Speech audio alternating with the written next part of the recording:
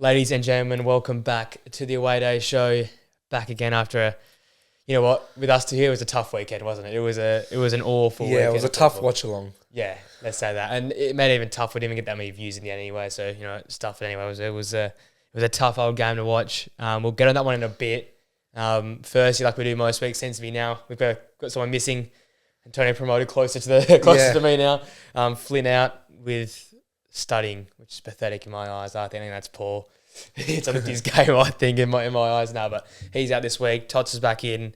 Thank God we have three of us, so yeah, we can coordinate. Yeah, we can coordinate when we're in and out. But let's get straight into it. What we learnt from the weekend. I'll get us kicked off considering we just touched on it. For me, Man United are back in some trouble again. A bit of it's not an identity crisis, I think, yet, but we went away from what we were good at. Like, I know the plan was to sit back in deep, and I was fine with that, but it's that we have the ability to nick the ball high up the pitch, right? With like the Brunos and Hoylands are able to do that, can press up high when we need to. We didn't see any of that in this game, I feel like. And I think that was the most disappointing thing for me. I was expecting to lose. It's probably bad to be saying that, but when I saw the lineup, I'm like, yeah, well, I was just disappointed. Second half was from my point of view, like looking at something I learned from the weekend was more that Ten Hag is going to actually sack himself. So I don't think Ten Hag at the moment warrants being sacked. Everyone that goes on about it, it's completely ridiculous. Yep. Whether there's a game style or not, there was enough shown last year, and he's going to be the quickest manager to 50 wins. Whatever you take from that, you can't sack Man United's quickest manager to 50 ridiculous. wins. Ridiculous. Yeah. But just looking at the City game, some of the stuff he did, you go to like sack himself. Like, I don't actually understand the whole reasoning behind saying, "Oh, I tactically picked Johnny Evans over Varane." Like, what are you trying to say there? Are you trying to say because like we've had so many injuries that Varane's not injured? Like, is that what he's going for? Yeah, it didn't make sense to me. And then like I know they sort of forced him to say it, but to say that we're not going to play the same way as Ajax because these players aren't the Ajax players, was sort of like a backhand smack in the face for the players that are there. And then when you think about it, like, in the end of the day, he brought on Mount, which I'm not sure about either. I think Amrabat, I know he was in a yellow, and we were like, is that the reason why? But thinking back at it, it's Amrabat, right? That's one of your guys. But you bring on for Mount, also one of your guys, but he was invisible. I don't think he saw the ball second up. We touched on it a bit at the end of the watch along, and I might clip it up to make its own video in the end. But not bring on Garnacho early, I think, was a big mistake. Yeah. Anthony, as much as he's a divisive character, you need something like that in that game to spark you. Like, he went out there and tried to kill a bloke, basically. He went out there and tried to kick Doku. Like, you need something like that. That's where I get it from, but because like you just look at some of the stuff he did. Well, obviously the starting lineup, I know a lot of it he couldn't really do much with because of the injuries we've had. But even some of like the changes he made, some of the stuff he's doing, like, to me it just doesn't make sense. Like, obviously he's got a plan, but if he continues, obviously, in that path, he definitely will get the sack. And that's why I'm saying he will sack himself. Yeah. Because I think at this moment in time, like, there's no way you can sack him. If you go back to actually match week 1, you would have said there was no way he gets sacked this whole year. Maybe at the end of the year. Yeah. But things change and transcend as the year goes on. I'm about to say, from week to week is different mood of the club. Last week, the mood was great. It was like, we're coming to a derby, we've fought out 2 results, Maguire's at his best again, Evans is okay, Onana's, we'll get into the game a bit later, but Onana was very impressive still, but Onana's making some saves, he's looking a bit better, but it's still so far away, and all it takes is one bad result like this, and those cracks are reopened again. I just look at it from the point of view of something that Goldbridge said. You bring out Onana, who's supposed to be a ball-playing centre-back. I heard this as well, yeah. I'm ball-playing goalkeeper, sorry. Yeah. And you can't play ball. And, like, we're playing a game style where you've replaced the goalkeeper who, no matter what saves Onana made on the weekend, was way better suited to that's not a game. To, like, the game style where you could have constant shots at you. You're playing deep, so you're really not going to be ball playing. Like, what did Onana do? He went in line, he dropped in between the 2 centre backs, and then like got the ball from Maguire or Evans, and then like nothing else presented itself. We're hoping that's obviously just against City, and maybe the centre backs as well. Like, they really want the ball at their feet. I think there's just too many things going on. Like, he goes and buys obviously you've got Rashford there. We've had our discussions on Rashford. Yeah. So he's obviously a winger that cuts inside. Yeah. An inverted winger. But then the thing that doesn't make sense to me is he goes by as Anthony and Højlund. So Anthony, to me, is a more skillful Rashford who also likes to cut inside. Yeah, that's a fair. Yeah, well, he has to cut inside. He can't use his right foot. So he can't use his right foot. So he also cuts inside. So then what is the point of Højlund? Great question. So obviously Rashford's... Let's discount Rashford because Rashford was at the club before he came. He was there. He's going to start because, as I've said, he's our best left winger. Whether you want to play Garnacho there right now, I think Garnacho definitely needs to start because he's out of form. But I think in the long run, in-form Rashford is better than an in-form Garnacho at the moment. Obviously, in 3 years' time, that will change, probably.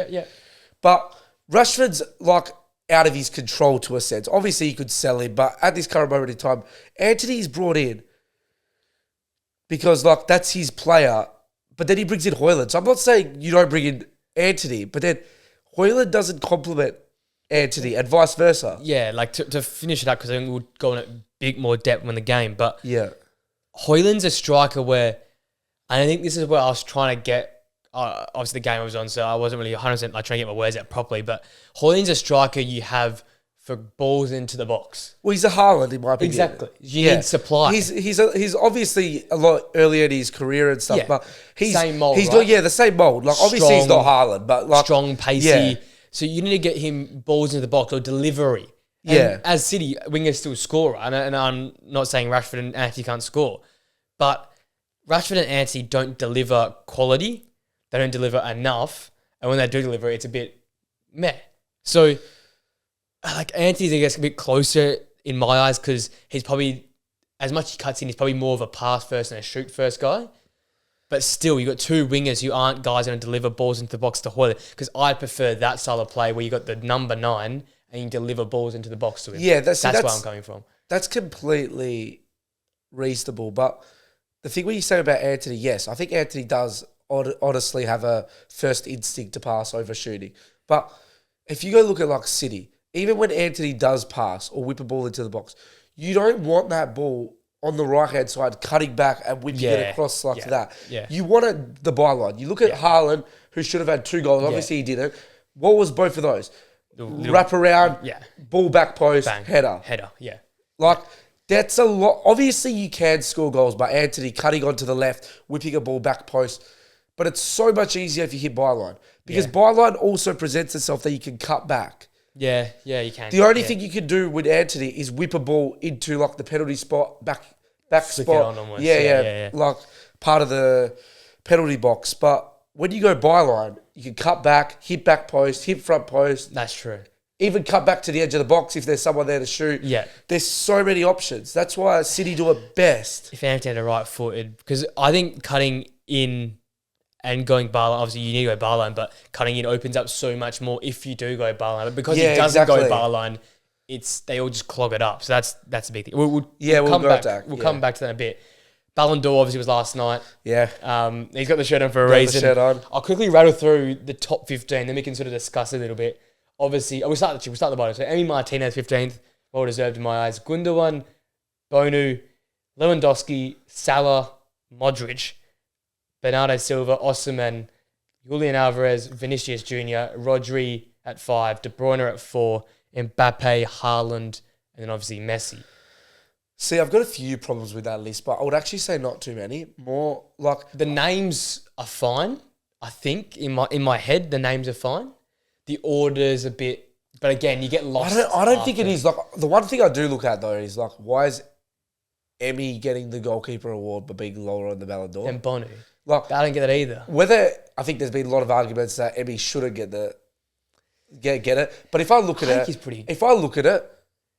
if Bonu's his direct like rival for the award, I think he gets heads and shoulders above. I would have put a couple other people around there that were like Alisson, but like the problem was everyone's got their like problem with Ederson, and Alisson won nothing.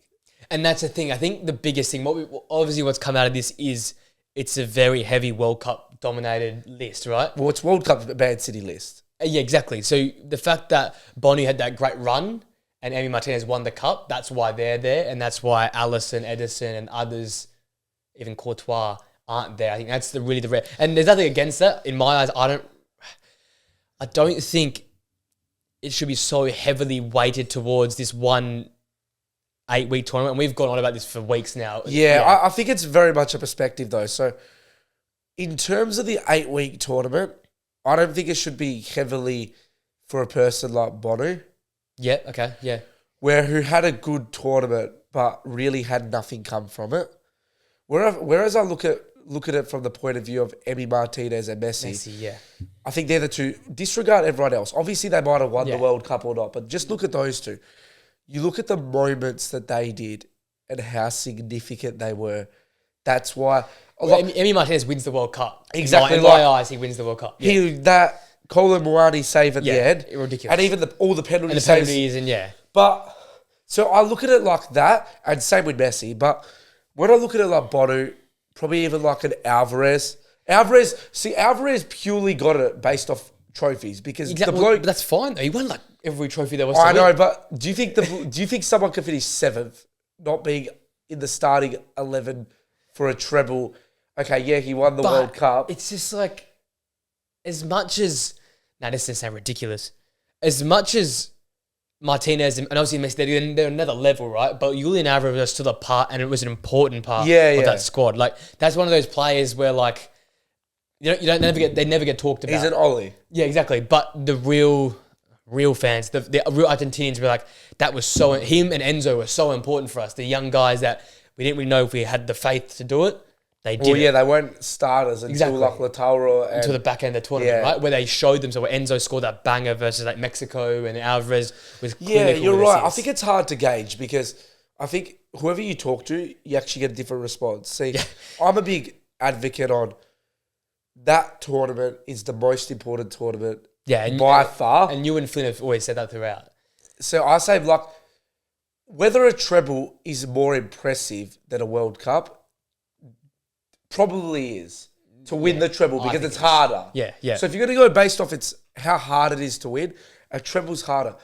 But I think people discredit a little bit what that 8-week tournament is. It's a one every 4 years. And unfortunately, sometimes when you're looking at the World Cup and that tournament and that year, like you sometimes, it's just, they go, well, what more could Haaland have done? Sometimes it's just not done what he did that year. Yeah. See, and the argument that people have is like, oh, well, why didn't Mbappe win it in 2018? And I think that's such a silly argument. Pure off the base that Mbappe didn't win the golden shoe, didn't win the golden ball. He win Champions League or anything. Didn't win anything that year apart from he won the World Cup. Messi didn't win the Ballon d'Or because he just won the World Cup. He won it because he was the best player at the World Cup as well. Yeah, okay. If Messi didn't get the best player at the World Cup, he doesn't get the Ballon d'Or. The only thing I say to that is Mbappe arguably was the best player of the knockouts. If you get what I mean. Like, Messi was probably the best player at the whole World Cup. Mbappe's 2018 was probably the best knockout run we might have seen. His 2018 run, but... Like, when you think about it, I know France are almost unbeatable. Messi scored 6 goals just in the knockout stage. I know. In 4 games. In 4 games. I know. But it just feels like Mbappe's impact on that France team in the knockouts was bigger than what he did. But Messi's overall tournament was better. I don't disagree, but do you not think there's an element there that Mbappe was like a rising star, come onto the scene, and like how good he was that he gets... Like, I just think about it in so many moments with Messi. Like, probably the final is actually probably the least one. He scored 2 goals, but he will like... I still think his final wasn't that... the goals are good, but I think the semi was... Yeah, better. I think the semi... You just look at some of the games to me, though, like... Although it was Australia, that game against Australia, that very easily could have gone to... done something silly, very easily. Yeah, you look at what he does. Yeah. You look at that Mexico game where there's 0 points after the first game. Basically, they draw that game. They can't win. It's the 70th minute. He takes out his foot. Like, when we talk about we look at like Jude Bellingham's goal in the El Clasico. Yeah. That is as good. Yeah. You're So right. You're right. when we go, wow, well, he's done that to save his country, not to to save his country. Yeah, and that's, I guess, where it comes from. It's just and this I was saying this today, totally just to someone random, that the World Cup has so much more weight than I feel like any. And this might be just maybe biased, but I think it has the most weight of any single international tournament like in the world. Like I'm putting it up there, like nearly on side with the Olympics right now, with the level like of how much people care about it. I reckon more, and you're going to say no. Well, no, but I would say more. I'm just trying to toe the line a little bit because I think for the amount of passion and what it means to people. 2 billion people tuned into the World Cup final. It means the most. I think it means it. And that's where I guess 2 you billion. come from. Yeah, it shits on the Super Bowl, it shits on everything else. Like, it's just like everyone, everywhere. Like, we're watching it. Like, these people in Perth. Yeah, well, that's where it goes back for me. I think it's very much 50-50. Anyone that says either way, it's based off preference who won the Ballon d'Or. But I also think that whether it's right or wrong, the fact that Messi ended his career on the World Cup, like the biggest pinnacle, and the abuse he has copped from Argentinian fans, the world after 2014, like the abuse he's copped. Oh, he can't do it for his country. This and that, and to go not just win the World Cup, but produce the tournament he produced after 3 previous World Cups, where apart from 2014 were very, very subordinary. Yeah. 2014 was good, but it wasn't even anywhere close to that. It just was the team was not good enough either. Like he was the best player, but like in my opinion, like there was about 10 players that were also close. Yeah. Whereas the only player that was even remotely close to this World Cup was Mbappe. Yeah. And even then, his 2018 was so much better, I think, than this tournament. Yeah, so that helped him as well. And you have to look at his perspective as well. Obviously, to everybody, the Ballon d'Or is based off the World Cup a lot because, really, what did Mbappe do this year? So he didn't win the World Cup. Okay, I know he scored a World Cup hat-trick. But that's the thing for me. I don't think Mbappe's, like, well, he is third, but I don't think he should be in that conversation. And this is where club football precedent comes into it, right? I think the Man City players should all be in the top like 5 and 6 in my eyes. I chuck them all in there because the impact, and for me, it's a bit of context as well, like it is for Messi as well. The fact that Man City's had that aura of never being able to win a Champions League and a fake oil club, that's gone now. Like, you cannot say that anymore. And it's because of these players. Like, these players have all done this. They've won 5 out of 6 Prems. They've won the treble now. They got that Champions League despite losing it a few years back. Like, they've conquered all of that. So as much as, and I'm playing a bit of devil's advocate now, as much as the World Cup is massive for Argentina, you can put it to the near scale that Man City have done that now with that team, with the whole, like, they couldn't do a treble. They couldn't win a Champions League.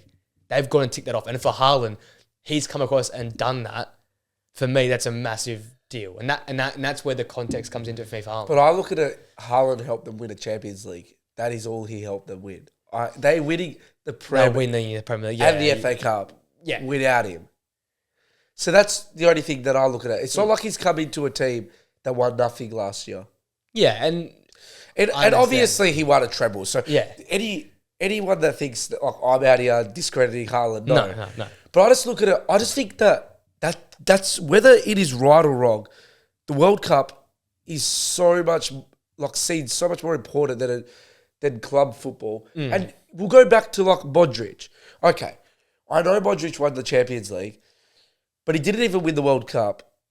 But he won the golden ball. Yeah. But I think Modric's year is just one of those years as well. It was a transitional sort of period in football where, like, it was one of those first times when Messi and Ronaldo showed their age a bit. Yeah, well... And he was so good, and that Real Madrid team was so good. That was like... And he'd had that good World Cup. And it's like, well, you sort of have to give the bloke some recognition. Yeah, well... Last thing before we move on. Yeah. But do you think, because I'm not sure, and I'm not using this in my rankings, but do you think that Haaland's lack of performances in big games made a difference in the end result. So do you think? I don't think. So you think if Haaland scored FA Cup final, scored in the Champions League final, like two, because you look at Messi and you go, he scored a brace in every single qualifying knockout game. He scored a goal. Important games. Here's where I come to it. And this is where I'm sort of on the Haaland side, because for me, 12 months is 12 months. Ballon d'Or is a year. It's the best part of the year. Haaland for every single month was head and shoulders of every single player in the world. And maybe for a month, when he couldn't play because he wasn't qualified, Messi was the best player in the world. And the significance of that tournament, blah, blah, we've talked about it over and over again. But it doesn't just matter the big goals in the big games, and especially in this time around when you're going up against the player with the best aura of all time. Like, I think Pep Guardiola put it perfectly. There should be a Messi award, and then it should be the award for the rest. Because I think you might not see it run this close. Like, I'd love to hear what the voting was like in the end, because I don't think it would have been run this close to the eye test in the next few years, because unless Mbappe goes to a big league, like maybe a La Liga, maybe a Premier League, I feel like Haaland and maybe even Bellingham get the nod just because they're in those two better leagues. And if they win trebles, because Bellingham... Messi's runs over, if that's what you're saying. But I'm saying like this sort of how debated this Ballon d'Or was, we might not get this sort of close debate. Well, you probably will with Haaland and Bellingham. Haaland and Bellingham, that's what I'm saying. Mate, that's probably the closest we might get. But one might have a bad year, and one might have a great year. Maybe next year we might have the same thing in where it's tick-tack, head to toe. But this year just feels like the whole year, even on this show, we've done it like 6 times, we've chatted about this now, because it's one of those conversations which is so interesting. Like, it's Messi who... your honest opinion is, if that wasn't Messi, and if someone else replicated everything that Messi did this year, he doesn't win it? Yeah, if it's not Messi, and not Ronaldo, I think Haaland walks it. So do you go back then to a lot of years, and you go back, like that Ribéry year? Yeah. That Ronaldo shouldn't have won it? Yeah. But I'm big in that, because I'm also big in the whole COVID year thing, and I think it should have carried over. I just think that when you go back to places like the Haalands, like the Ribéry's, I don't think they were a complete standout for their team. So I think if you go to Man City, the reason they won the Ballon d'Or, I could name 7 or 8 people that were so influential. I'm not saying I can't do that with Argentina. No, yeah. But like the level... there was levels to the rest, To the rest. Like, obviously, Di Maria's final as well. Like, that was one of the best finals. That was amazing. But if you go Messi's tournament, then down to probably the next level is what? Alvarez, Romero, Di Maria. Yeah. Well, I guess the point Martinez. is... The point is, though, that it was a tournament. If Messi hadn't produced in the group and just the knockouts, or just the group, I think Haaland walks it. But it's because Messi's whole 8 whatever weeks it was just, there was no bad game. He scored in every single game of the whole tournament. He didn't have a bad game. Scored in every game of the tournament. That's it, but you can score in most games and still have bad tournaments, but he didn't have a bad game. Nah, he didn't disappear. Like, when Messi sort of disappears out of games and then pops up? There was never like that. He was always involved. Well, you just look at it now. Vardy was seen as one of the best defenders in the world. Put him on his ass. Yeah. Which other players do it? That's where, obviously Haaland, but I think, you know what it's like sometimes? It's like when you look at the footy and you go, he didn't win the Brownlow because other people took votes off him. It's sort of like that a little bit. Yeah. It's a little bit like that. Yeah, it sort of is. There was no one close to Messi. Yeah. Whereas Haaland goes, oh, okay. Haaland scored all those goals, but what about De Bruyne? What about Rodri? What about De Bruyne? Would he have scored those goals without De Bruyne? Oh, what about Rodri? De Bruyne and Rodri have to be 3 and 4 for me. I think Mbappe's 4. What about Rodri? All those performances in those big games, scoring goals. He's playing one of the hardest positions, in my opinion, in the world. Yeah. That number 6 by yourself. Especially in the modern game. You look at so many other teams who try it. You look at United try it, where they play a solo, even when it's Casemiro. Casemiro struggles on his own. Casemiro's a world-class player. Rodri does it for fun. He drops in to the defense. He's got no one helping him. Yeah. Obviously, Bernardo Silva gets back. But really, what's Bernardo Silva going to do defensively? Little stick Bernardo Silva. Yeah, so I don't know. It's interesting chat. I think we could chat this all year. Yeah, and I feel like we might be chatting about this next year if Bellingham continues what he's doing. Yeah, exactly. It'll be very interesting. So congratulations to Messi, but Haaland, very unlucky. What a year, seriously. And that list, great players throughout. I think the top 15 were all deserved. Or I think we can play around with, but definitely we can maybe touch on that in a few weeks' time for an international break. Back to the Prem now.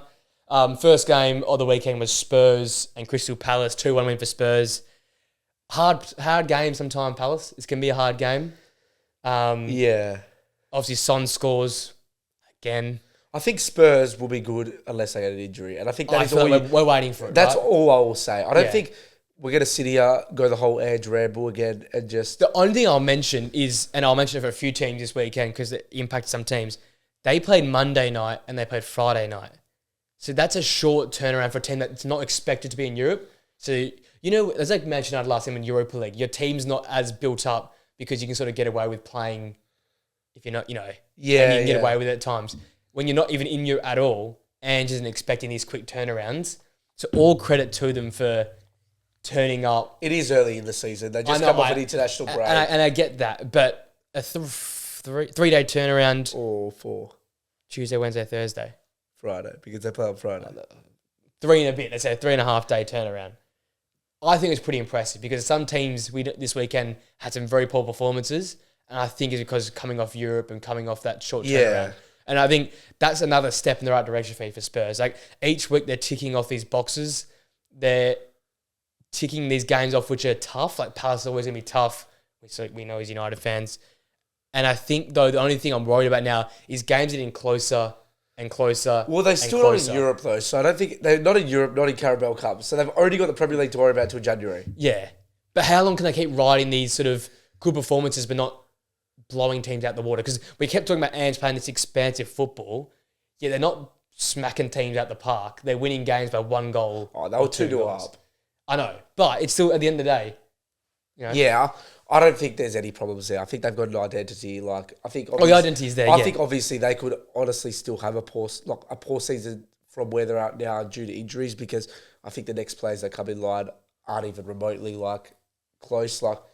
You lose a Son or Madison, changes. They're going to probably end up playing Højbjerg as a 3, lose a number 10. Son's gone, Richarlison goes back to striker. There's too many problems. It is shambles. And too many problems, but they're one of those teams in January that have to, if they want to kick on, make some big moves. And it doesn't even need to be go sign $60 million players. No, just sign a quality striker. You see with Ange, make 2, 3, 20 million signings. Yeah. He doesn't need... Buy an 8 that can play 10 and buy a striker that play backup. Yeah. And that's your team for the rest of the season. They've got a 13 goal difference, so they're all obviously still scoring a lot of goals and stuff, but top of the league, very impressive. They're getting the stuff done. Palace, once again, not bad in this game. Their second half is actually quite impressive. Yep. But again, it's just a classic Palace sort of... Yeah, exactly. It falls short. Now, this is what I want to chat a lot about. Chelsea 0, Brentford 2. Now, the resurgence of Chelsea for 2 weeks. We thought they were on the upturn. Was there a resurgence, though, or did they play a good half of football against Arsenal, which was And they played Burnley the week. Yeah, which everyone had their eyes on and goes, wow, but really, they hadn't really done too much. Their second half against Arsenal was poor. Yeah, they fell off towards the back end of that game. It was the same as this game as well. The first half was impressive. And you just don't know what happens. In football, a lot can happen. The Mudryk goal, which is the biggest fluke that's ever seen to man. Top bits. Happens. It's not the same. You don't know what could have happened. Even though United was so bad in the Manchester derby. We could have been up 1-0. Yeah, exactly. Yeah. Exactly. So you go up 1-0, the whole game changes. Yeah. You probably come away with a draw, and you're gonna say, look at all the chances City has, but the game just flips on its head. Yeah, and it's for Chelsea. It's once again they just need to capitalise when they're up. This is not now just throwing shade on Jackson again, but this is just throwing it on that sort of front 4, whether it be Gallagher in the 10 or whoever's playing the 10 and that front 3. It feels like they have so many, their XG's up there, the top 4 in the league. I just don't think they know exactly what they're doing. That's that's well said. They don't know what they're doing in the final third. Yeah, all over the pitch though. I feel like I feel like they've gone from last year where they brought in all these players. Yes, now they didn't bring in as many players. But you still got players that haven't played with each other yet. Yeah, I get that bit. Players that have come off injury. Players like Cole wasn't there last year. Although they bring him in, he hadn't played first team at Chelsea. I think, though, the problem for them is similar to, but obviously made on a bigger scale than what Spurs had. So Spurs was, again, good. It's probably the reverse, but they had good there, and no connection. And it feels like Chelsea are good in the midfield, good in defence, but the midfield and forward connection just isn't there. And I've been bagging at Enzo a fair bit because I thought a lot of money, all the hype. We just talked about the World Cup, what he did there, and hasn't really done anything this season. He missed this game, and they missed him a lot. Like their midfield looked unbalanced, it looked disconnected, and I feel like despite all the pop shots he takes, he's very important to that attacking output. Do you think that as well when they play like Gallagher at 10, that's a big liability because you look at it in the sense that you look at all the top teams, they got like the best link up players. Like you got the KDBs of the world, KDB. Madison, Odegaard. Like that's your main player. Like when the problem you got is Enzo's a great player, gets the ball back, plays balls, pushes on, but he's not that player that turns. And I think people dismiss how good the ability is to turn on the half turn, which opens up the whole paddock in front of you with only the back four and you with 3 people in front of you to play a ball to. And just find so you're driving, like you're not going to get that opportunity very often. Lucky to have it once a game without actually turning on the half turn. You're not, unless it's a counter attack. Ever say other than that, and Chelsea don't play like that. Chelsea play so slow and methodical and in possession. And I we'll touch on Liverpool in a bit, but I look at Liverpool and that McAllister signing has been massive for them because he's arguably for me one of the best players in the league that can receive it, can play it on a half turn, or can take it and move in the half turn. Like his pass receive ratios is at Brighton last season was like astronomical, like top, like breaking all these stat records because. Those are the players, the Enzos, if he gets more quality, well-rounded about it, and McAllisters, you can receive the ball deep, play on a half-turn, or play to the fullbacks, or play to another midfielder. It just starts the whole attack. Yeah. And I feel like right now that midfield without Enzo is really unbalanced. And Gallagher, again, another player I was slagging off, but he's probably been their most impressive midfielder. But that says a lot about your team, right? If Gallagher's your most impressive player and playing number 10. But he's still not an attacking output, in my opinion. Oh no, he isn't, but he's playing number 10 for them. So he has to be an attacking out. You have to mark him as an attacking sort of player. Yeah, I understand you mark him as an attacking player, but if you look at the way he plays, his best attributes is like he gets the ball, he works up and down. Yeah, he can score you goals, but he's not some like maestro with the ball. But Chelsea spent £1 billion and he's the number 10.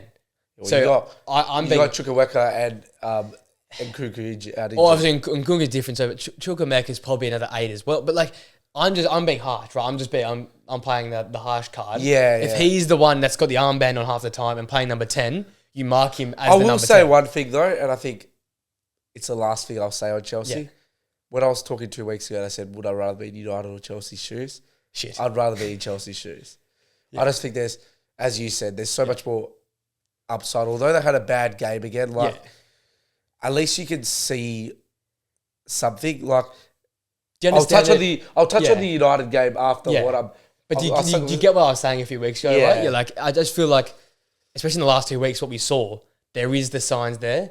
I just feel sorry for Poch because Chelsea fans, they're not great fans it is, but they're very fickle, right? Yeah. And if things keep going the way they are, it's nervy times. Quickly on Brentford before you wrap up. Another win at Stamford Bridge. They're the first team to win their first 3 games at Stamford Bridge. Well, shout out to Flynn there with his low prediction. His prediction.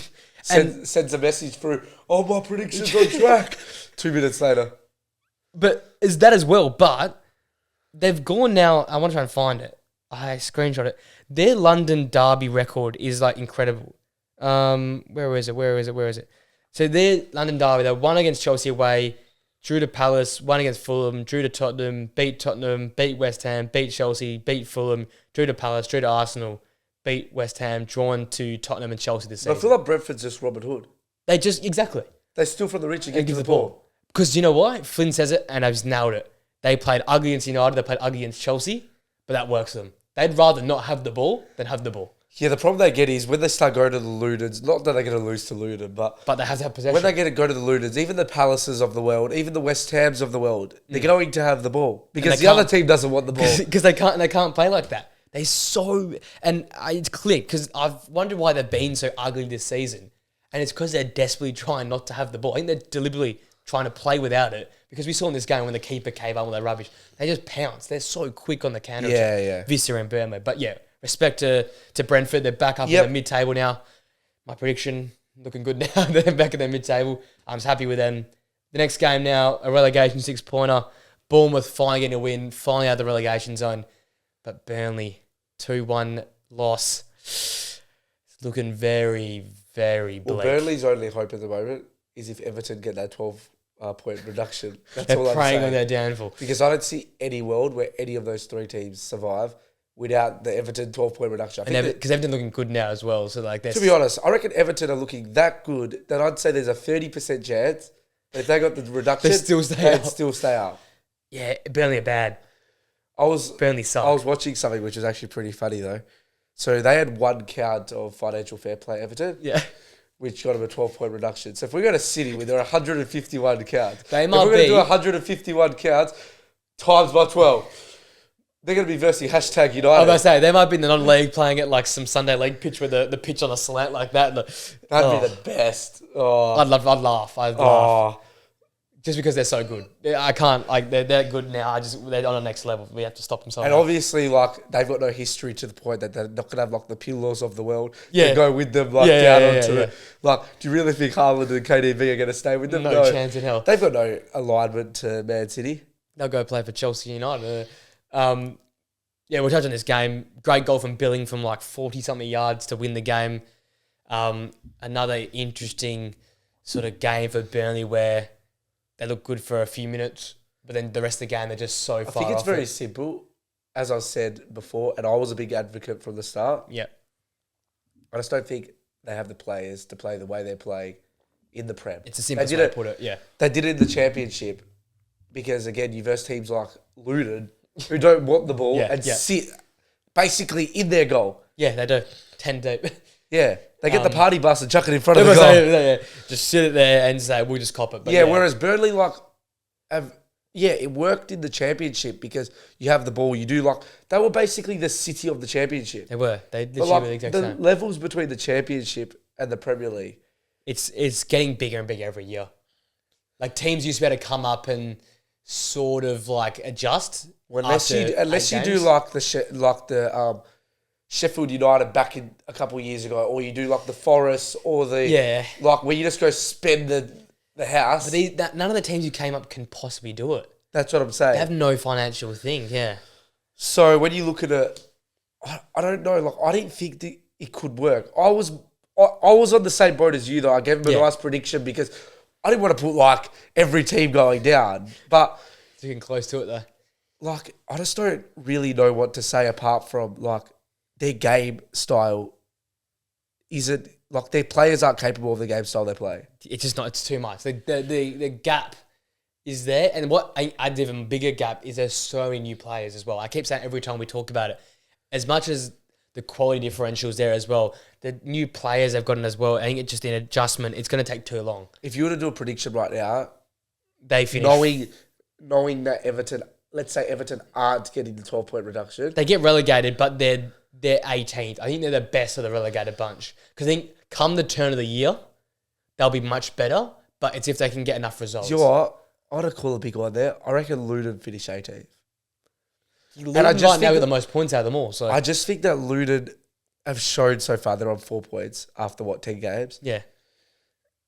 I think they've shown that they can scrape points because their game style is so ugly. Like, ugly, disgusting. Yeah. That, like, they could possibly go get 2 points here, one point. They have. They get that Nottingham Forest game. They exactly. deserve nothing, and they got one. So that's where they're coming from. Whereas unless Burnley change their game plan, which company isn't going to do. I don't think he's going to die by his own sword, it looks like. Yeah. And Bournemouth, I think Iriola buys himself a few more weeks at least because it was all starting to get a bit edgy there. The owner was was present for the game as well. So if they'd gone down, especially when they went down early 1-0, I thought that's it. It's all over for Iriola. But he gets the result, gets probably 2 or 3 more weeks. I think he's very lucky that there's 3 teams that are just terrible. Below him, yeah. Like, if you look at last year, you look at Leicester that went down.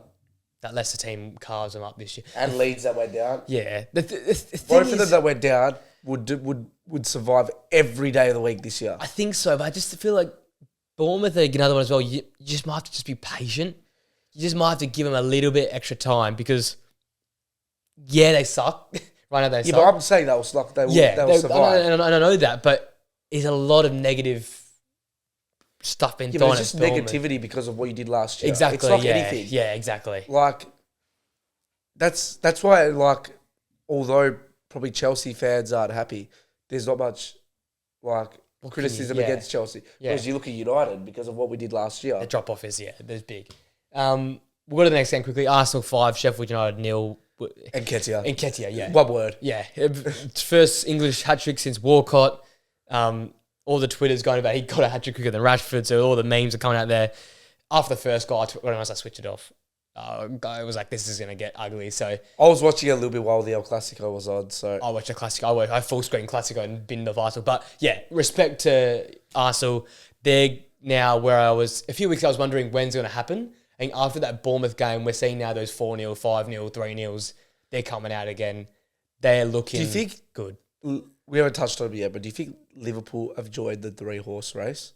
I think well and truly. So you think there's actually a proper 3-horse race? Just because their home form is ridiculous again. So you don't think that one of those three teams might drop off? No. So you think it'll be winning 10 points at the end of the season? All three within 100%, I think.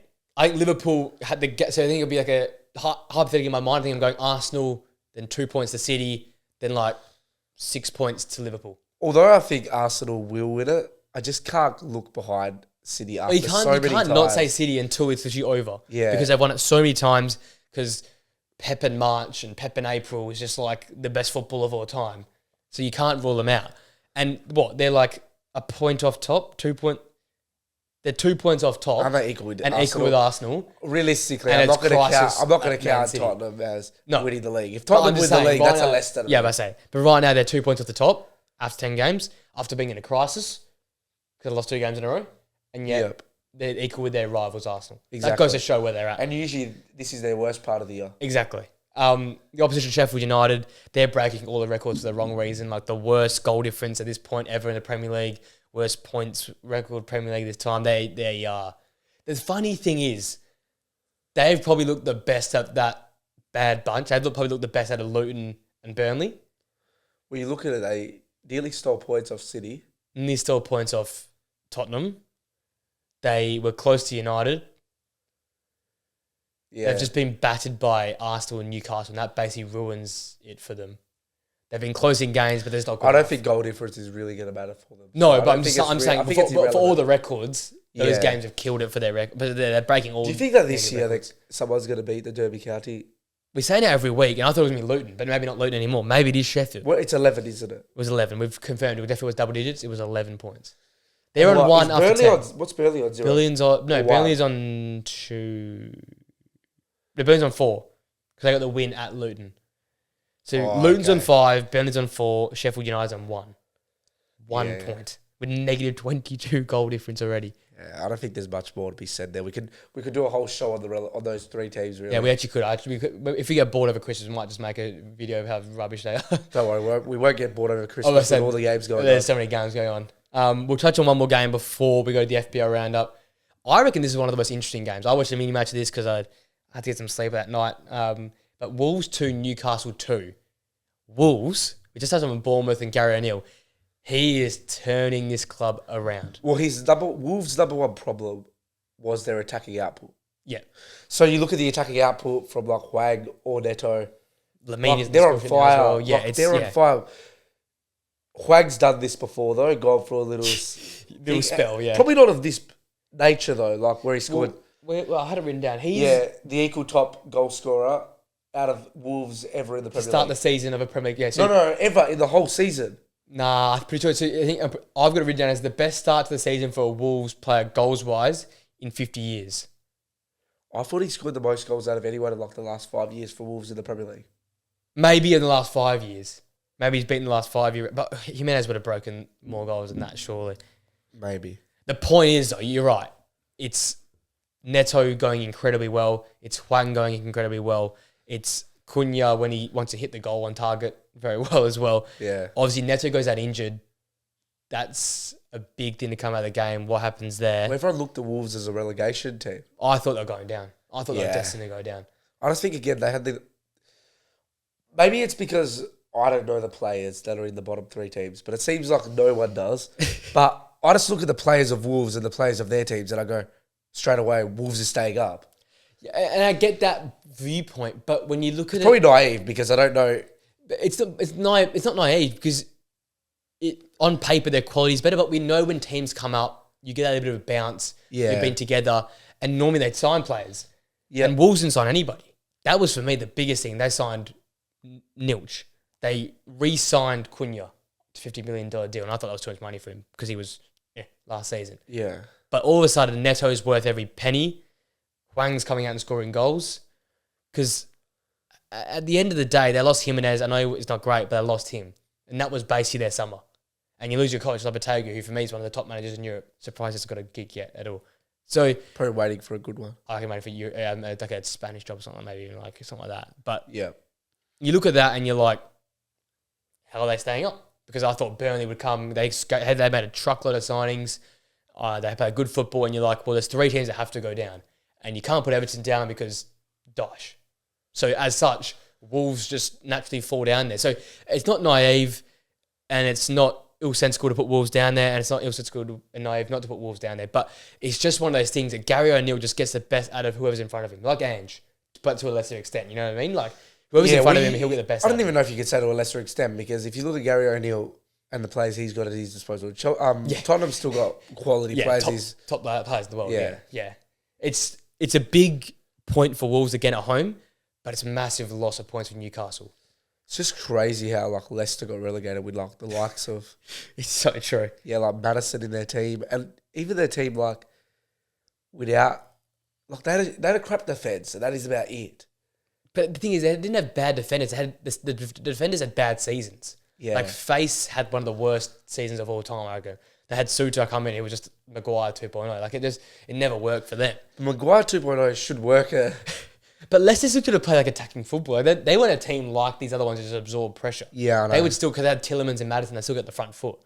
I think that's sort of where they came to hurt themselves a little bit. Yeah. And you're seeing how they're tearing up the championship. It's like ridiculous. Yeah, it's bad. Yeah, but they kept nearly every one of their players. That's why. That's the problem, yeah. And they've signed like Winks and all this stuff from Premier League teams to come play for them. That's just crazy. Quickly touching Newcastle, yeah. As I said, a big weekend for points lost. In probably not that big considering West Ham lost, United lost, Brighton drew, so it probably gets covered up a bit, but they continue to slip away from Liverpool, Arsenal and City. Yeah, well, and considering they're considering themselves a part of that big group now. I think it's like, I think this has happened many times though with other teams. You have that first good year, and then you need that second year where you consolidate. Consolidate. Yeah. They just got to make sure they finish top 6 in my opinion. Because top 5, I think Champions, and you get Champions League in my mind. Well, Champions League top 5. Top 5, yeah. Have they changed it now? Top 5, yeah, because England's one of the best leagues and we win all the trophies in Europe, so we get top 5 now. No, we've already got top 4. No, it is. Trust me, it's seriously top 5. Top 5 next season will qualify for the new Champions League with the big. Oh, with the big one. Yeah, because England's one of the biggest leagues, they get one more pick. Yeah, but that's because there's more teams as well put in. Yeah, as well, but some leagues are not getting it. Oh, okay. Yeah, because of their quality or something. I don't know, something like that. But top 5, they sort of have to get it in my eyes because in their progression. I know it can be a stabilising year and a consolidating year, but you can't drop out of Champions League in my eyes. Like, you've seen how crazy that place is on Champions League nights, and you see how players can be attracted by that.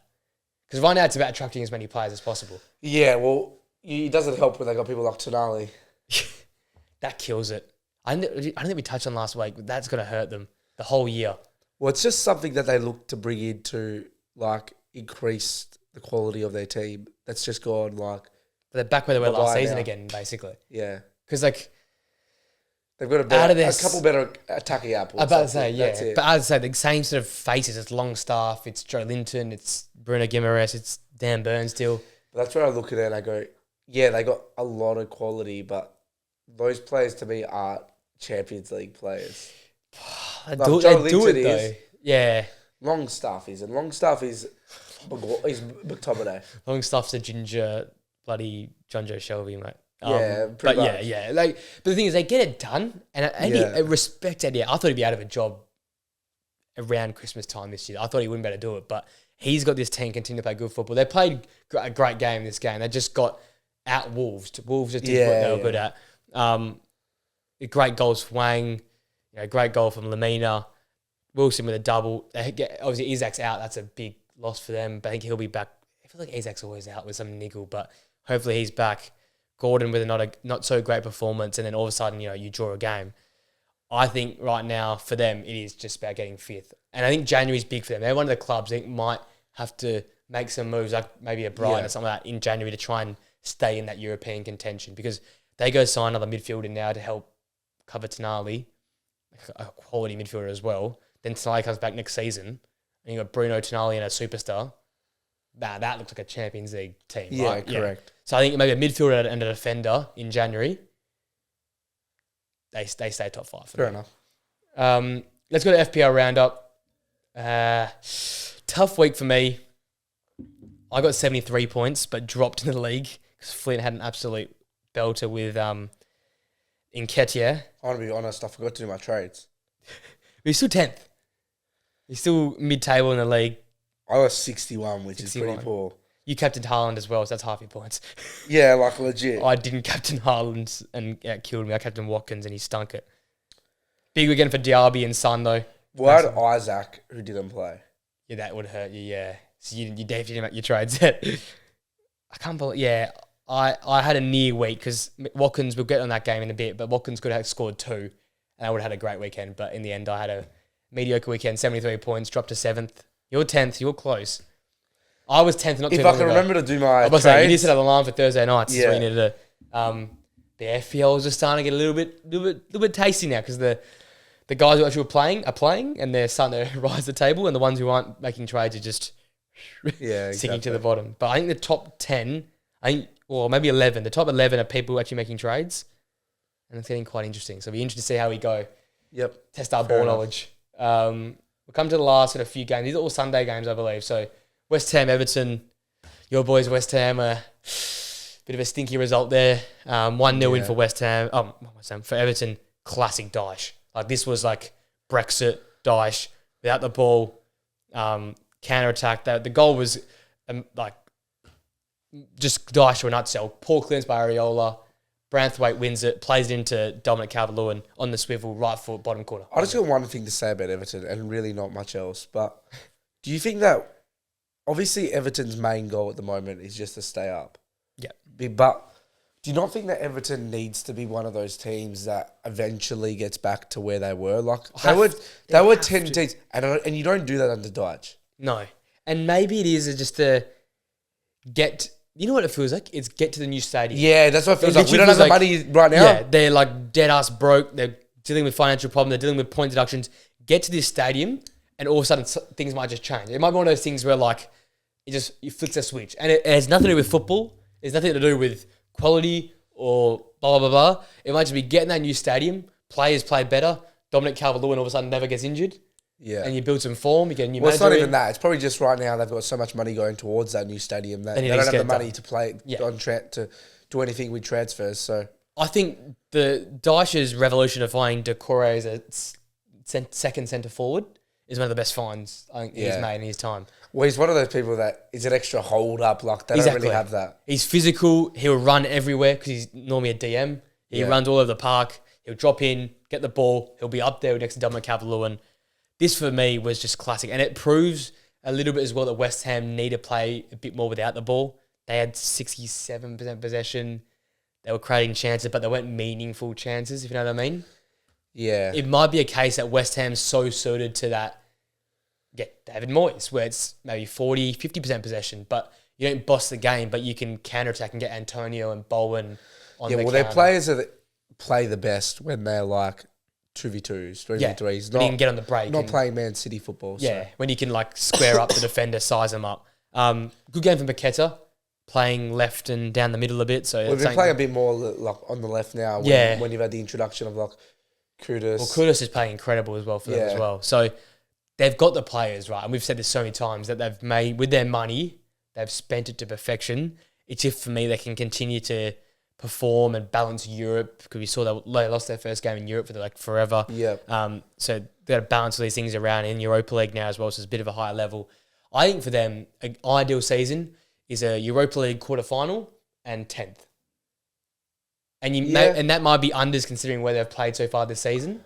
But I think what things are going to mount up, and this is another occasion where I talked about that Tottenham game, the quick turnaround. See, I want to go different to that. I reckon you need to win the Europa League. You need to win it. With I Liverpool reckon in there. finish like 13th. They've got like Liverpool in there. They've got Sevilla will come back down. They're third already in their Champions League group, so they'll come back down.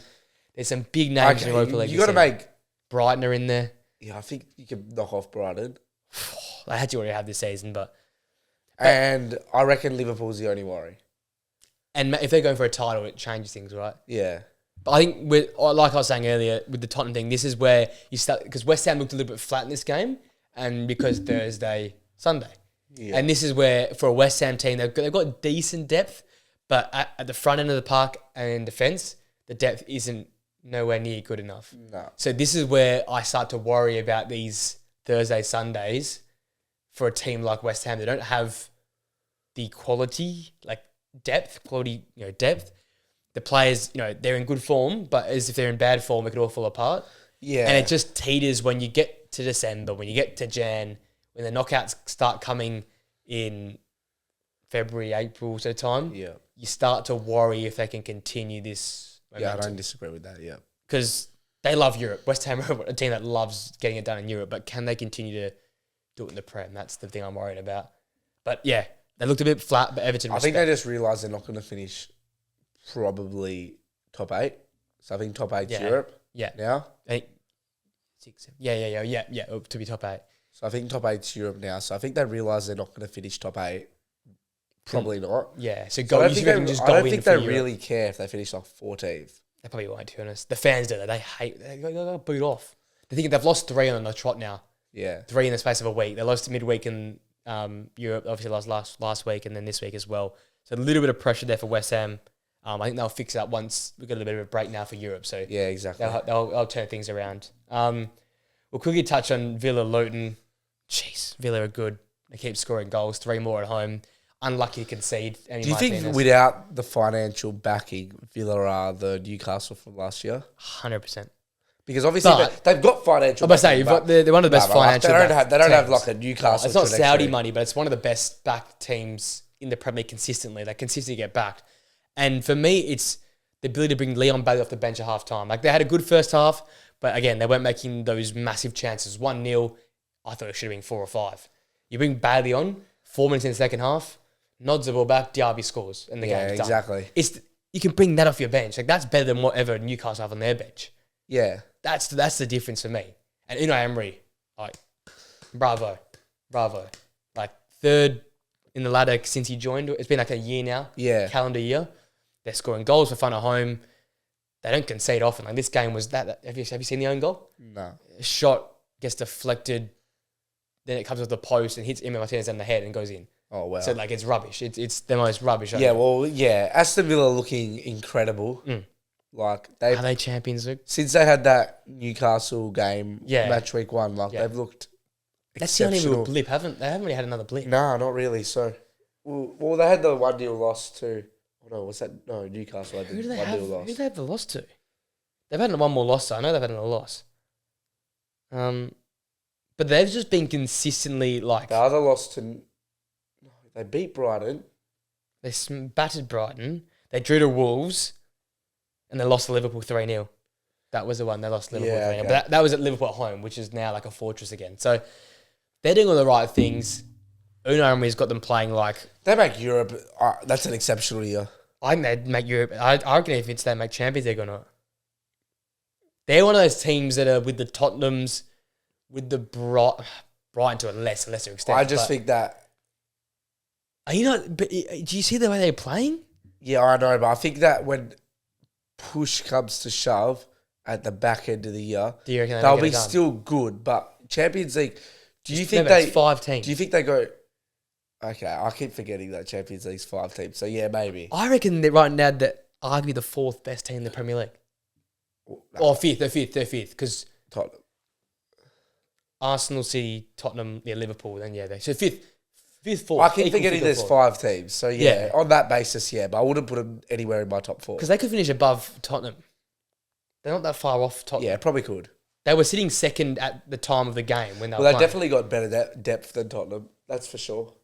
4 points off Tottenham, 22 points, 12 goal difference. Like, they're above Newcastle by 5 points already. A 5-point gap already in the season, 10 games in. So that's a good sign. Yeah, that's good. Like, that's what I'm saying. That's why they're grouping themselves. That's why Newcastle was a big loss, a draw.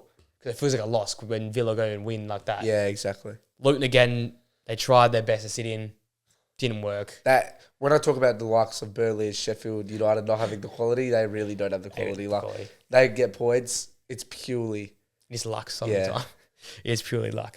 We'll move to the next game. This one was dead in my eyes. Another one of those Brighton games where Brighton had all the ball but just couldn't do anything with it. Yeah. 1-1 draw to Fulham. Their own worst enemies again, similar to the Liverpool game where they turned the ball over in the back half. I think it was Dunk this time. Too many touches, gives it away. Palhinha first time shot, back of the net. Brighton, it's so funny because they've had some weird results. They've had some. I think they're going to get that. They're playing a game style that's based off purely system, and in my opinion, not quality of players. Yeah, and I get that because they don't even have a West Ham quality of players. You're probably right as well. Like, you're probably probably did last year, but you're taking out like the two players they've took out of their midfield and Colwill out. Yeah, so probably their best 3 players over the last 2 years are basically gone.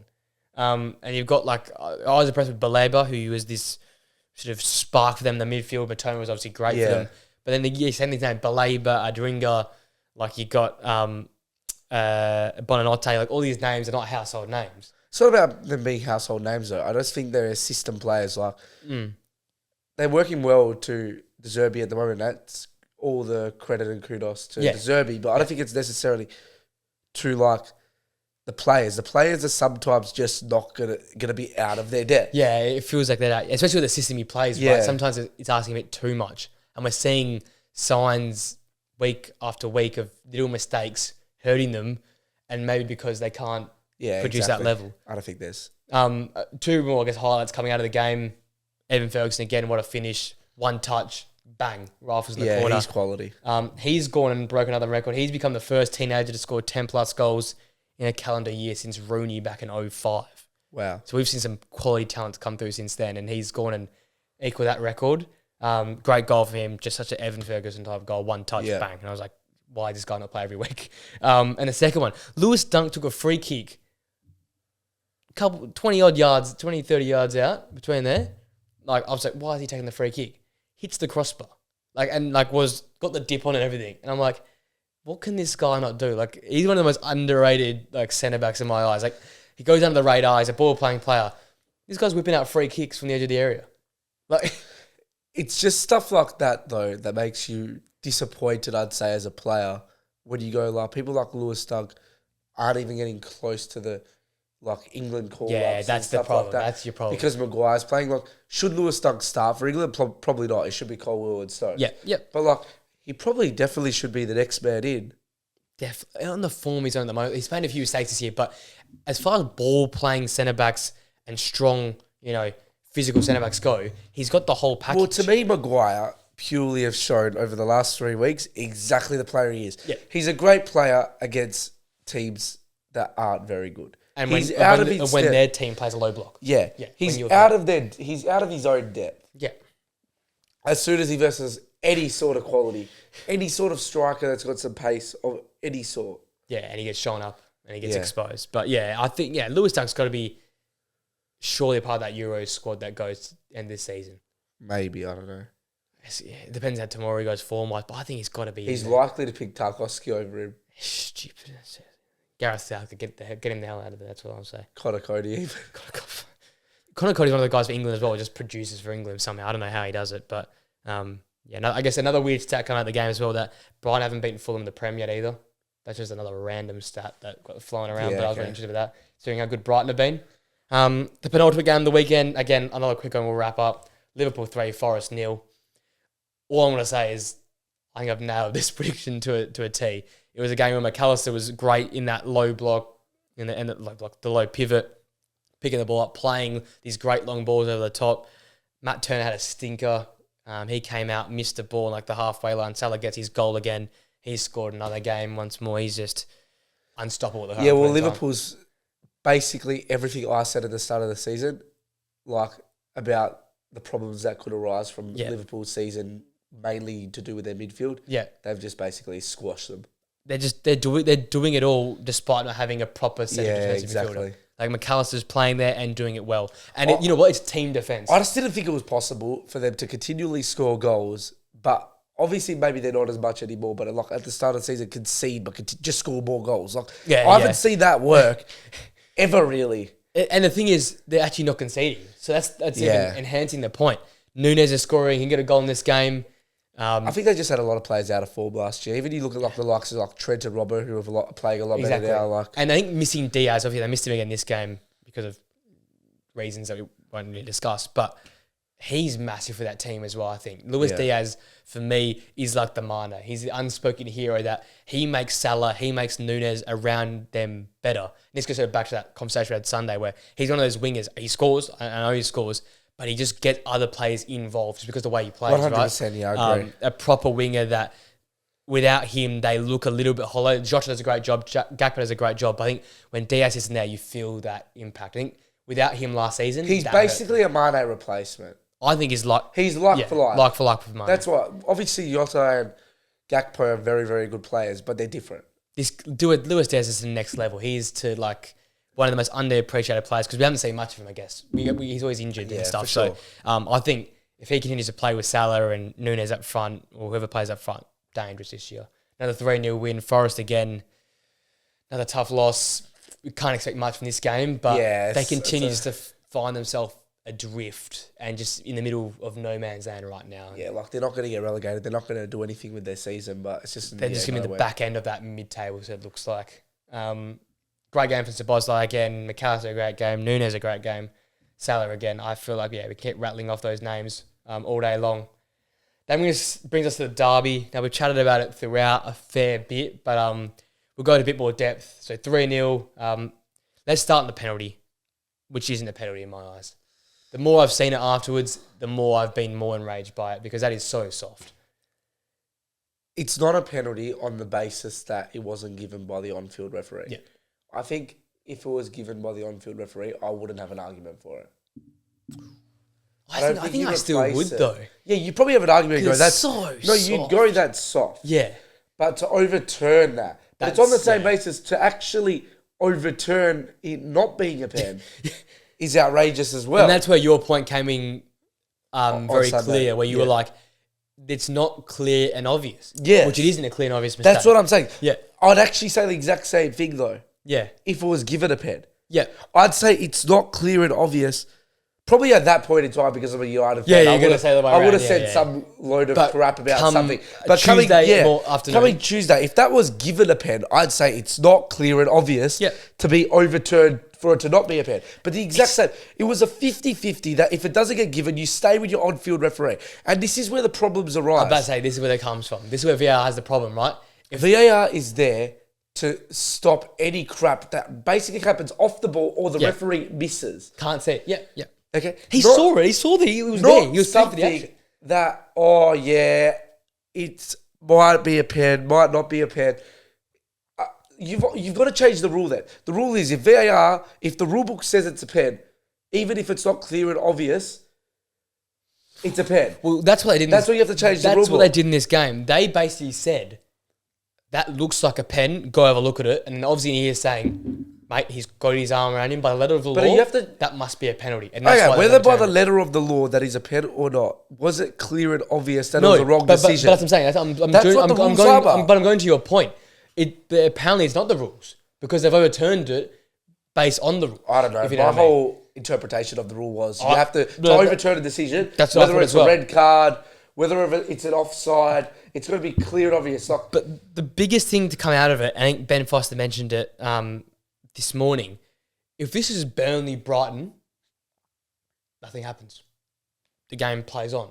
But because it's the Sky Sports Sunday evening kickoff, the biggest game of the weekend, it's the Manchester derby, there's eyes all around the world and VAR's like, no, we're looking at this. I just think stuff like that, I'm not going to go and say how United played. It was just completely terrible. But it does change the game.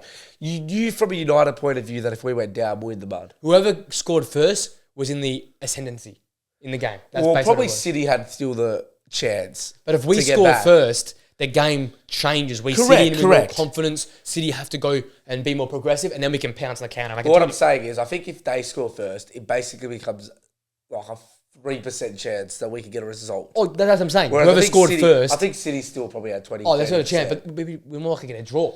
Yeah, you know what I mean. Like whoever scored first had the ascendancy in that game, and the fact that it was overturned by such a rubbishy, mediocre, nothing call that, like Ben Foster, I think rightly said, if that's Brighton Burnley, they ain't looking at that. They're like, oh, just a 50-50 contest. We'll move on because Lyle Foster and Lewis Dunk, we don't really care. But because it's Rasmus Højlund and Rodri's gone up given these ones, they've gone and looked at every little microscope. You know what else I don't like about the VAR? And it's a bit the same sometimes in the AFL as well, but it looks like the referees or the umpires, whoever it was, they want to be like the Oscar winners now.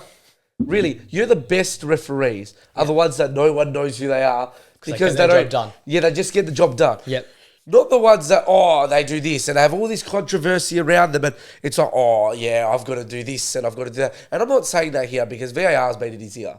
Yeah. So, like, it's hard. VAR has been in his ear, but sometimes you have to as well. Like, stand up for yourself. Yeah, stand up for yourself. Like, I do not think that he would have had any problems, like, looking at that and going, okay, it's not a pen. I'm gonna get fired or something based off that. No, because it was not a bad call at all. It's a bit like, I know it's a whole other sport now, but it's a bit like when you watch the F1 and they had to do, and it was like the FIA had to come in and change the whole championship and everything. They had to make it like because it all becoming a bit of publicity stunt in the end because Michael Massey became like the name. Well, it's the same with the AFL umpires. I'm not discrediting umpires at this point in time, but like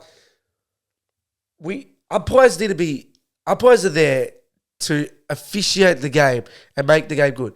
I think umpires should be making a lot of money, but I don't think they should be in the spotlight.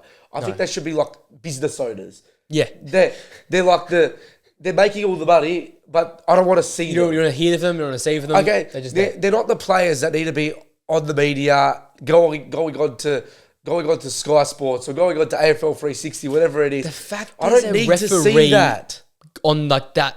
On the Soccer Saturday on Sky to explain every decision shows how poor it's gone. That's what I'm saying. I don't need to see it. Anyone that says I'm anti-umpire or anti-ref or anti-that, I disagree. I think refs should make you a lot of money. Like, without them, you couldn't have the game. Yeah, they're part of the game. But I don't think they need to be like... They need to be trained. Yes, whether they need to be trained or not, they just need to be out of the spotlight. Yeah. It's not about them. It's about the players. But you become out of the spotlight when you do the right things, when you're trained. And I think this is where it comes back to VAR. So my thought in VAR right now, I was really big to get rid of it. If you're going to keep it, now this makes no real sense because there's always like 6 games going on at once. The only way I can see it working is if it's one guy, the puppet master, behind the screen. But obviously you can't do that because there's 6 games going on at once. But that's the only way I can see it actually being fair. I think VAR has to stay there and stay there purely for offsides. And you're going to say some offsides have stuffed up. Well, that's we already saw they stuffed up. Yeah, but I feel like, again, that's just spastics in the VAR. It's not because of, like... That's the problem. There are these knobs that are in there. Yeah, but that's a situation that's really out of nowhere. When you look at stuff like the penalty that happened and the handballs in the penalty box that you saw with like United and Garnacho with back in the Tottenham game, I just don't know. I think you're either happy for that to not be called a pen, but if there is VAR there, it has to be called a pen. When it doesn't, so keep VAR there for offsides and maybe off the ball things like the Casemiro stuff. What about just offsides and red cards? Not even red cards. You reckon red cards? I think off the ball stuff. So if the ref can see the red card, I don't think you're allowed to touch it. I'm talking stuff where like it gets into a brawl. That is it. Yeah. That is the only red card that they can intervene with. So like the Casemiro, like the Rodri. The grabbing of the... Yeah. Whether that's a red card or not, I don't care. I don't mind that. I don't care if it's a red card or not, but I think sometimes the ref can't see that. But at the end of the day, half the problem is they spent millions of dollars on it and they don't want to get rid of it because they spent so much money on it. That's half the reason it's still there. Back on the game, Haaland double, swung for the penalty spot, and then obviously finished off... it was a 53-pass sequence to that final goal that ended up with Haaland squaring the ball to Foden. Yeah. 53. I think that sums up the game, right? To be honest, I don't think there's much to cover here because we covered it a lot at the start of the and a bit episode in the watch and, as and, well. and on Sunday. But as we've mentioned many times, what was that defending? But Yeah. saying that at the same time, the defenders we had on the park were out of their depth. Yeah, I don't know, like Johnny Evans got relegated with Leicester and wasn't even starting. Yeah. Yeah, he was a backup centre-back for Leicester.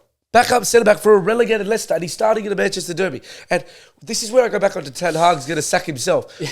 What I don't get any benefit apart from like somebody out there scared about the injury problems at United, but any benefit from going, oh, Varane's a little bit not fit. We don't want to risk him based off the.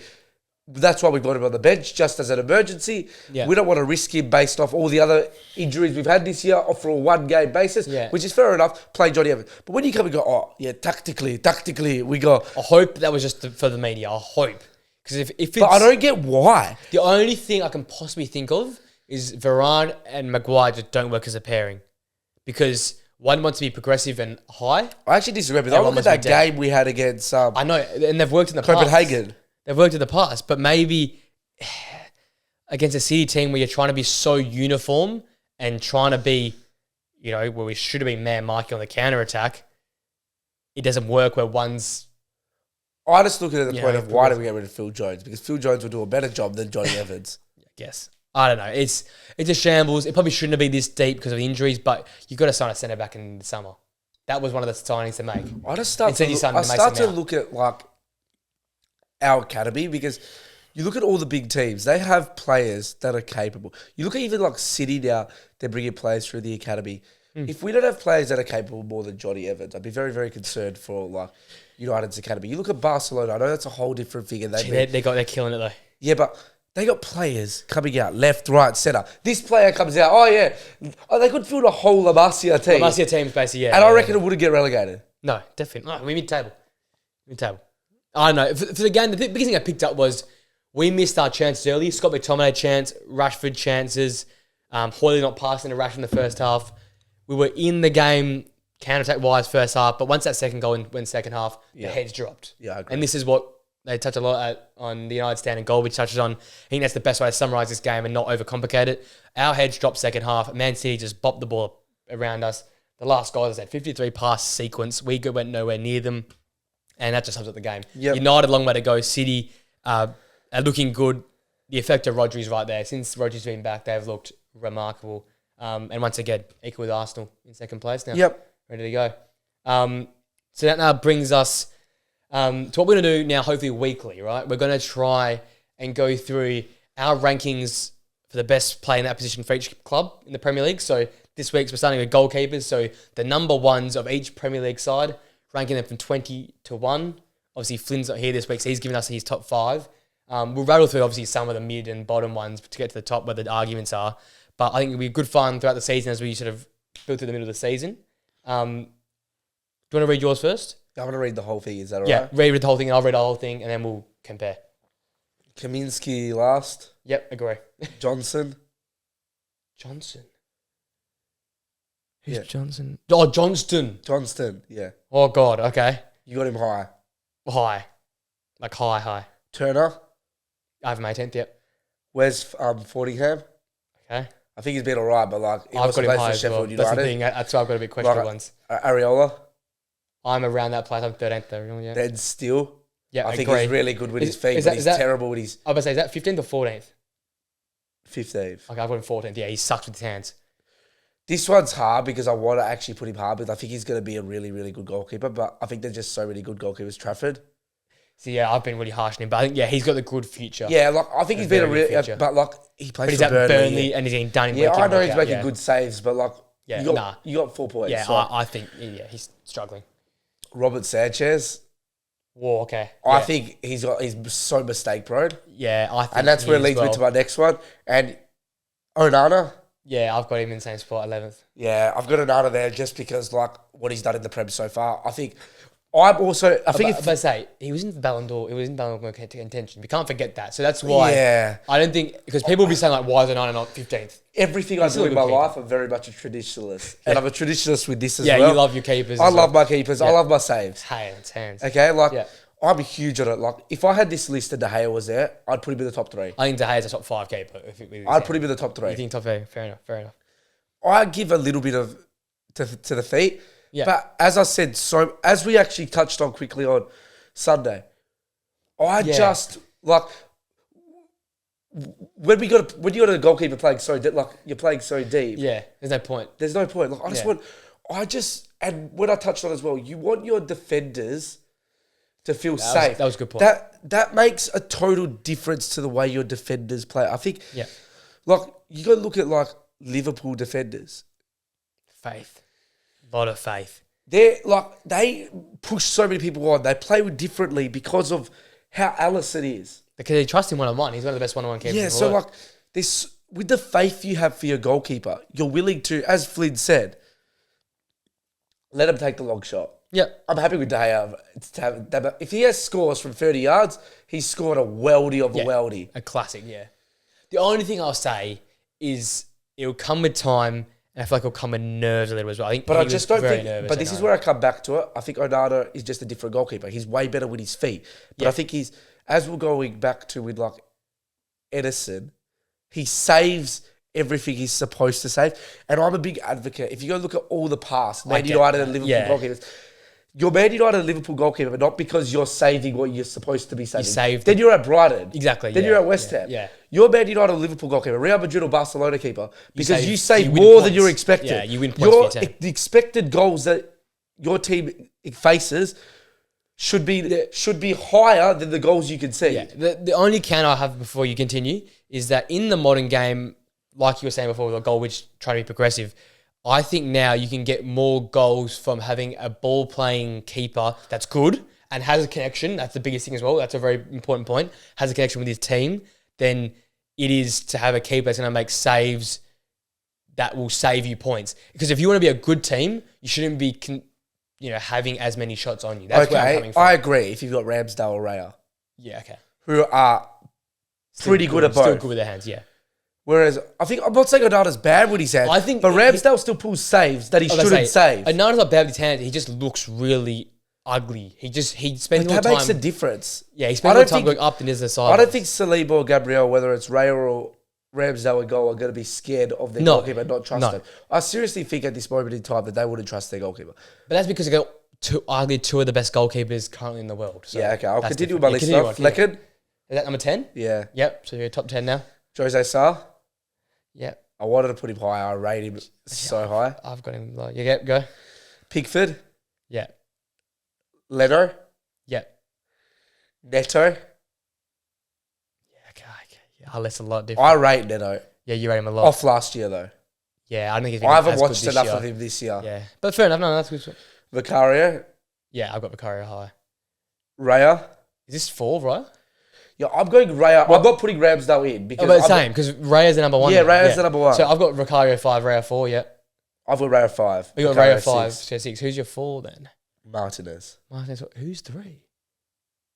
Pope. Oh, you got Pope. Oh, Pope. I don't mind it. The back end last season though made me a bit worried. Yeah, I think he pulls off some. He pulls off some remarkable saves. And then Edison and Alisson. Although I don't want to put Edison at 2, I just have to because he's the City goalkeeper. Yeah. Realistically, based off purely goalkeepers, but that's when you go back into like the Ballon d'Or discussion. Are the players better than those players? Maybe yes or no, you could argue, but they play for City. So yeah, no, I get that. So I like that order. Pope pretty high, but I rate that. Mine is a lot different though. Okay, go. So deep this. Kaminsky 20th, Trafford 19th, Matt Turner 18th, Neto 17th. So very low. That's probably very, very harsh, but I'm seeing he was good last year though. He was very good. I don't know much based off this year. He's been poor this year. He would have been a top 10 keeper last year. Yeah, he probably would be. I'm being very recency biased to say that. Flecken 16th. Flecken probably could have been 17th. Flecken 16th.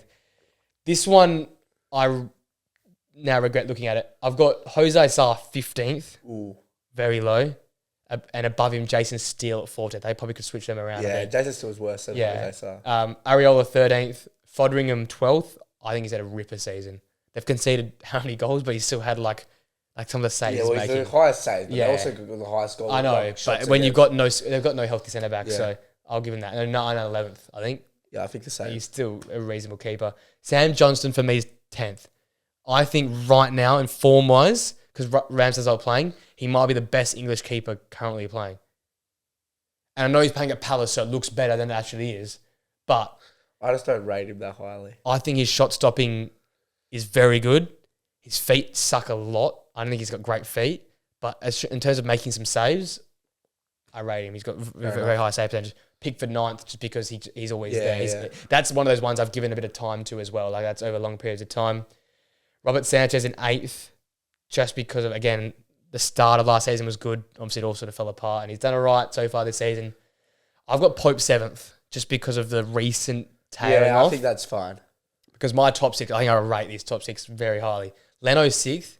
I think he's still one of the top keepers in the Premier League. Agreed, yep. Doing it for Fulham. Vicario 5th for me. If he was here for 2 years, I probably wouldn't put him high. He's been very, very good. Obviously, Raya 4th. What he did last year was remarkable. Bit shaky so far this season. That's why he's got as high. 3rd. Martinez 3rd. Edison and Allen. Yeah, I actually don't have any problems with your list. The Bottoms, a few... I could put Sarr higher, but maybe Ariel. Obviously, the only big discrepancy we both had was... what's his name? Sarr and then Johnston. No, not Johnston. I didn't. Oh, Neto. Yeah, Neto. You had Neto, what, 7th? 8th, and I had Neto 17th. Yeah, I rated Neto last year. Yeah, though. and Like, I probably done him a little bit dirty there as well. And no, probably for me as well. I just haven't watched Bournemouth this year. Yeah, true. Yeah. So I can't really comment too much. Definitely. But as our list, actually, before I'll get Flynn's top 5, he wanted me to read out his top 5 desperately. Now, I'll preface by saying he put Ramsdale in there. Not sure about that, but Yeah, he doesn't play. He doesn't play, but here we go. He's got Emi Martinez 5th, which I don't mind that. I think he could have been a bit higher. Leno 4th. He's been a Leno lover, though, for a long time as an Arsenal fan. Yeah. Then he's got Ramsdale 3rd, Edison 2nd, Alisson 1st. My question is, if Ramsdale can't even play for his own team, how is he 3rd in the Premier League goalkeeper list? I don't know, because Arteta's insane, but insanely good at the same time, Yeah, which is weird. Yeah, it's nuts. Yeah. But we all have those common denominators. Emi up there, Alisson, Edison. Vicario is a big one for me. I think this was the hardest one for me. That was like could be so skewed I feel like... I just don't know enough, I just wouldn't know enough goalkeepers. And it's hard to rate because, again, Sheffield United, I've put Foderingham 12th, but he's conceded the most goals. Yeah. But I feel like he's a great goalkeeper. So it's really hard with goalkeepers. Right, unless I actually watch every single game, it's hard with goalkeepers unless I just look at, obviously you know some of them, but... Yeah. I based a lot off last year as well, and for the new keepers, probably you saw, I probably got... You've got a few bit lower, yeah. But that comes, we'll we might even update those, this come match week 30. That brings us now to basically the end. Winners and losers now, probably pretty quick because we talked about a lot of these things. I'll kick us off. My winner being Wolves, another great home result. They're taking it to those top 6 clubs now. They took it to Villa, took it to Newcastle. Huang's in the goals. Gary O'Neill's proving the haters wrong, and now they're just purely a mid-table side. So they're my winners from the weekend. My winners are Everton. Dodge football added it again. Not much else to say there really, but yeah, he continually proves the haters wrong basically. Yeah, same thing. Dodge every single season, whether it was with Burnley or Everton, they go, he's going down, but his game plan just works so well for a team that's avoiding relegation, pushing to 12th on the ladder. As I said before, the ceiling when you got to go past there, Dyche isn't a good manager because that's the type of football doesn't work. It's like when I was talking about Burnley before, the type of football they're playing doesn't suit the position. They need to swap around. They need to swap around. Yeah, exactly. Yeah. Definitely. That's an interesting sort of point if that happened, if Dyche went back at Burnley and then company takes over Everton. But yeah, bit off topic, but yeah, interesting. But 2 massive winners on the weekend, 2 teams that really had good results. My losers, Chelsea, I touched on it. That mini 2-game resurgence they had is all sort of covered over, and that was covering over the cracks and now been reopened. Another poor result to Brentford at home, getting exposed in the counter-attack. Chance creation, but no meaningful shots created. No shots on target in the second half. It's just a rough time for Chelsea right now.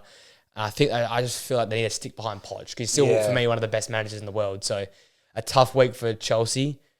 hopefully they can get it fixed back up in the next few weeks. I want to see a competitive top 8 because we've got a lot of few teams there. Yeah, my loser is Hoyland, just because, not because he's playing bad. I just think he's another culprit of the graveyard shift.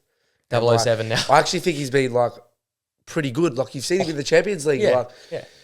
he came in like everyone was like, he's only scored 9 goals. He's actually been impressive. Like I probably didn't expect what he's done so far so quickly. Exceeded my expectations. But like he's playing. If you look at the games that he's played at, he probably missed one good chance in the Prem, which was on his debut. That's about it. And he had a goal as well, and against Brighton, and he got ruled out. So he's been very unlucky, and the penalty going against him as well is probably even worse for unlucky as well. Yeah, he's had a tough few weeks, hasn't he? Definitely. 007 club as well, which is harsh. That brings us to an end. Yep. Good episode. Good to see Flynn not here as well. Chance for us to talk for a while. He loves a chat. Without me and Flynn being British Bulldogs going exactly. Hopefully next week we're all together. Hopefully. Maybe. We'll still wait and see. Another great week of Premier League football. Don't think we'll be back for a watch along this weekend, but we never know. We might decide to do something because we always decide last minute. And again, next week, lots to look forward to. Our left back rankings, more games to talk about. We'll get some more talking points throughout the week as well. So really excited for that. Guys, if you enjoyed, make sure to like, subscribe, share, all that good stuff. Keep growing this channel. Growing at a steady pace currently. Really enjoy doing this, guys, so keep supporting the channel. Appreciate you coming on today, man. Yeah, thank you. We're having a great another week, boys. We'll see you guys next week for another Away Days video. See you then.